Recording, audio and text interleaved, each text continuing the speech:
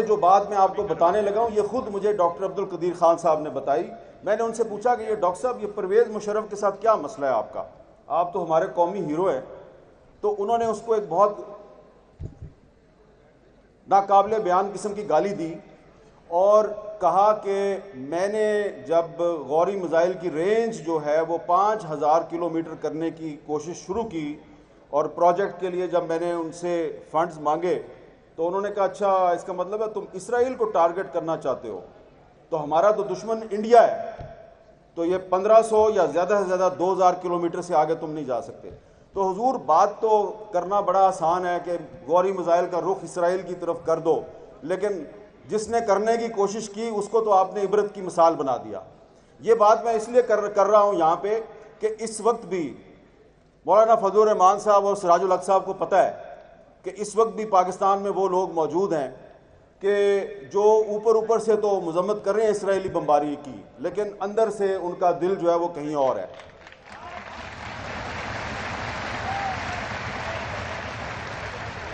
میں کوئی لمبی چوڑی بات نہیں کرنا چاہ رہا. دسمبر کا مہینہ ہے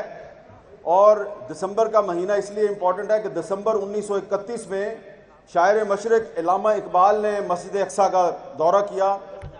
مفتی اعظم فلسطین مفتی امین الحسین کی دعوت پر انہوں نے وہاں پہ ایک خطاب کیا تھا مسجد اقصیٰ میں, اور پھر بار بار وہ ایک ہی بات کہتے رہے اپنے ساتھیوں کو, مسلم لیگ کے ساتھیوں کو بھی اور عالم اسلام کے حکمرانوں کو بھی یہ کہتے رہے کہ کبھی امریکہ اور برطانیہ پہ اعتماد نہ کرنا, اور خاص طور پہ انہوں نے مسلمانوں سے کہا کہ فلسطین کے بارے میں جو عرب بادشاہ ہیں ان کے اوپر کبھی اعتبار نہ کرنا, یہ آپ کے جو مفادات ہیں ان کا تحفظ کرنے کے قابل نہیں ہے. اور یہ بات آج صحیح سچ ثابت ہو رہی ہے. اس وقت میں کسی عرب بادشاہ کا نام نہیں لینا چاہتا کہ وہ تم تو بہت کچھ کر سکتے ہو لیکن تم نہیں کر رہے. ہم بہت سے عرب بادشاہوں کے نام لے سکتے ہیں جو صرف زبانی بیانات تو جاری کر رہے ہیں لیکن عملی طور پہ انہوں نے کوئی مدد نہیں کی فلسطینیوں کی. ہمیں سب سے پہلے اپنے گھر کا جائزہ لینا چاہیے کہ آپ کے اپنے گھر میں کیا ہو رہا ہے. اب آپ یہاں پہ اتنا بڑا آپ نے اجتماع کیا ہے, یہاں پہ آپ اچھی اچھی تقریریں ہوں گی,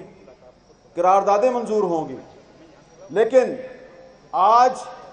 پاکستان کی جو اس وقت موجودہ حکومت ہے اس سے یہ پوچھنے کی ضرورت ہے کہ آپ بار بار جو یہ کہتے ہیں کہ مسئلہ فلسطین کا حل 2 اسٹیٹ سلوشن ہے, 2 ریاستی فارمولہ, تو یہ پاکستان کی کون سی پارلیمنٹ نے یہ فیصلہ کیا, کہاں پہ یہ فیصلہ ہوا کہ 2 ریاستی سلوشن جو ہے وہ مسئلہ فلسطین کا حل ہے؟ اور کیا یہ ہمارے نگران وزیر اعظم صاحب جنہوں نے 2 اسٹیٹ سلوشن کی بات سب سے پہلے کی, مطلب پتہ ہے آپ کو 2 اسٹیٹ سلوشن کا مطلب کیا ہے؟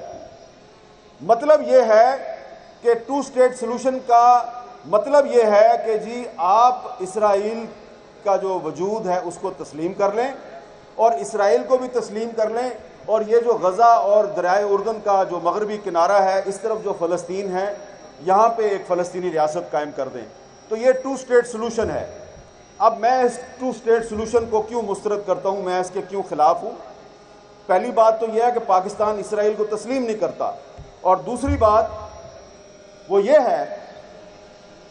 کہ بانی پاکستان قائد اعظم محمد علی جناح نے 1948 میں جب اسرائیل کو تسلیم کیا گیا تو اس 2 اسٹیٹ سلوشن کو انہوں نے مسترد کر دیا. ان کو جب یہ کہا گیا کہ آپ اسرائیل کو تسلیم کریں تو انہوں نے انکار کر دیا, اور قائد اعظم نے خط لکھا امریکی صدر ٹرومین کو, اور اس خط میں یہ کہا کہ اسرائیل ایک ناجائز ریاست ہے, آپ اس کی سپورٹ بند کر دیں. تو لہٰذا اگر آج پاکستان کی کوئی حکومت 2 اسٹیٹ سلوشن کو سپورٹ کرتی ہے یا کہتی ہے کہ مسئلہ فلسطین کا حل 2 اسٹیٹ سلوشن ہے, تو اس طرح وہ دراصل اسرائیل کو تسلیم کرنے کی بات کر رہی ہے, اور ہم اس کو تسلیم نہیں کرتے. ہم سمجھتے ہیں کہ اسرائیل دراصل فلسطین ہے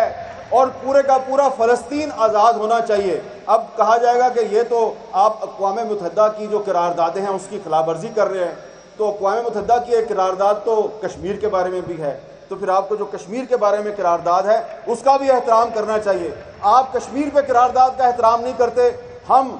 اسرائیل اور فلسطین پہ اقوام متحدہ کی قرارداد کا احترام نہیں کرتے اور یہ ایک اعلان کرنا چاہ رہے ہیں. آپ کریں گے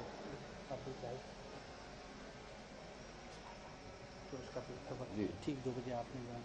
اس میں 1 منٹ رہ گئے اعلان کرتے. جی میں اجازت لینے سے پہلے یہ ضرور بتانا چاہوں گا کہ یہ جو باتیں میں نے کی ہیں